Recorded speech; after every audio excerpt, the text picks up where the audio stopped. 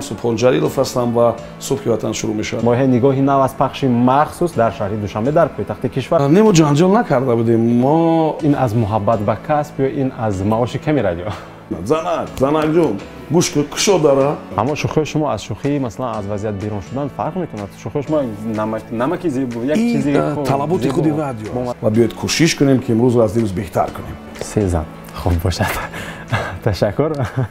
як умр дар ду пӯст зиндагӣ кардан бисёр душвор аст. саволро тарҷима мекунам ба кадом мазмун? ин радио аст, инҷо гап назанӣ пул намедиҳанд. дигар бояд гап зани чизе.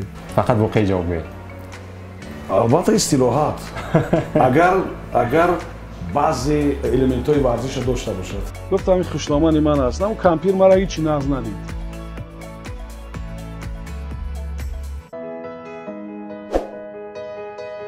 обуна шав ютуб канали нигоҳи нав барои шумо барномаҳояшро бо ситораҳои шоу-бизнеси тоҷик, ҳунармандон, ҳаҷвнигорон, рӯзноманигорон ва нафарони муваффақу соҳибдил пешниҳод месозад.